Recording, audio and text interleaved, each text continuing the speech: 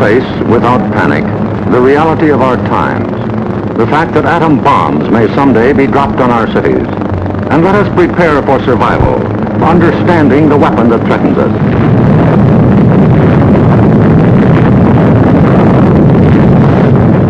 An atom bomb destroys or injures in three ways: by blast, heat, and radioactivity.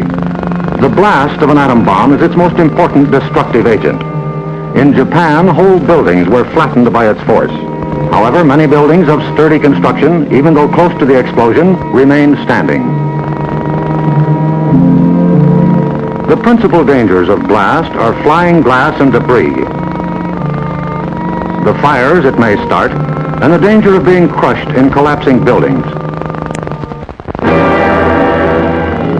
The atom bomb destroys by heat. People caught in the open as far as 2 miles away suffered flash burns. Yet, protection could have been easily achieved. Here, a bridge post and rail shielded the surface behind it. Any solid material afforded similar protection. The third weapon of the bomb is radioactivity, thrown off at the instant of explosion.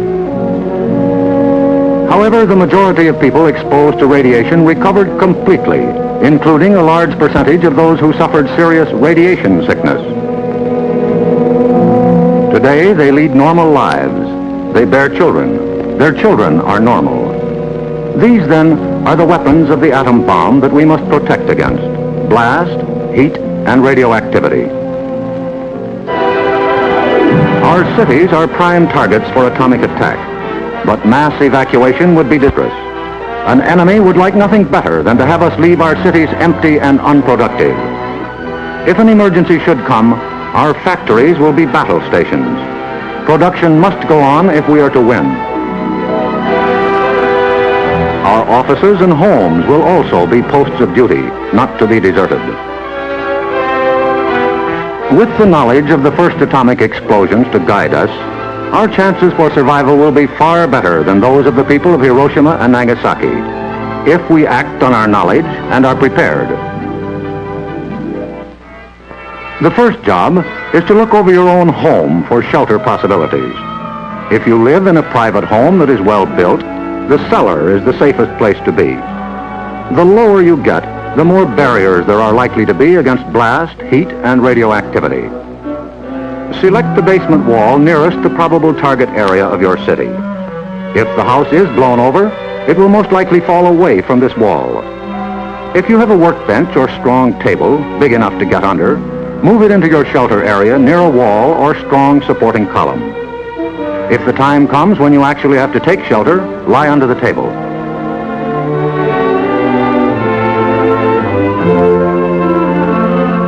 If you live in a home that has no basement, choose a shelter area without windows on the ground floor. An interior hallway is probably best. In time of emergency, the shelter area should be cleared of mirrors and other objects that might cause injury. If you live in an apartment house, rules for taking shelter will be posted in your building. Learn them. Also, learn the location of public shelters in areas where you work or frequently visit. There are many things you can begin doing right now. Fireproof housekeeping is one, so clean up that attic.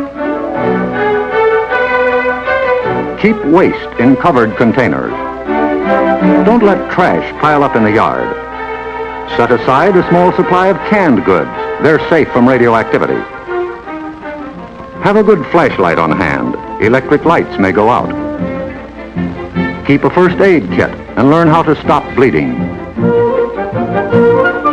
Make a habit of keeping a bottle of fresh water handy. A radio will be important for receiving vital instructions.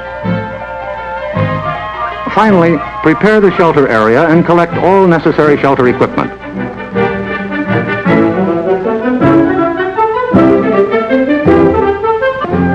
In case of an actual raid or test drill, the alert will be a warbling siren blast lasting 3 minutes.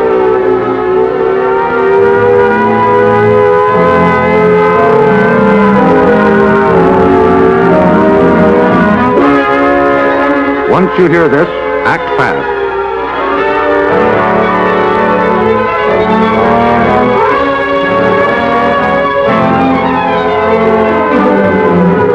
pull down the shades or blinds and close the drapes against flying glass. Turn off the burners of your gas or electric stove. Disconnect any heating elements, such as electric irons, hot plates, or bathroom heaters.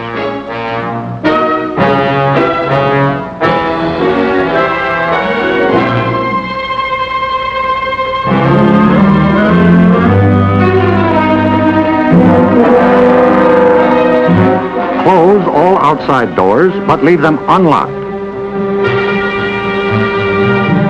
Turn off the gas or oil burners.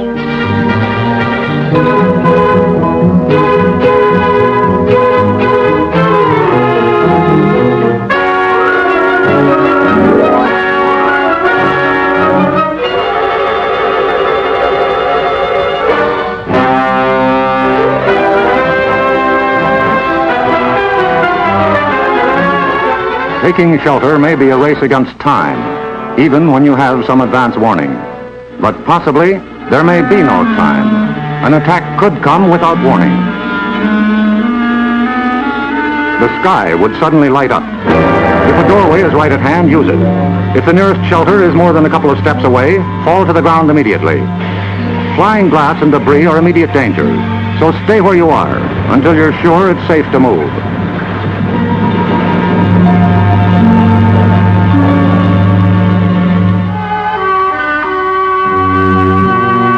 If you are at home when a surprise attack occurs, crawl beneath a table if it is very near, or drop to the floor with your back to the window.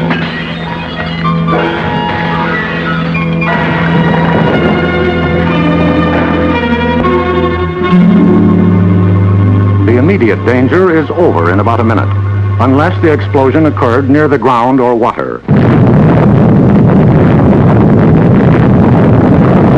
In this case, radioactive materials are trapped in the particles of dirt or water thrown up by the explosion.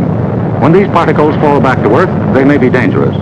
So get indoors immediately after a ground-level explosion. Cover broken windows against radioactive dust with blankets or cardboard. Civil Defense radiological teams, equipped with radiation survey meters, will check on contamination in any bombed area. Stay under cover until you hear officially that it is safe outside. If you have been exposed to radioactive dust, wash the exposed areas.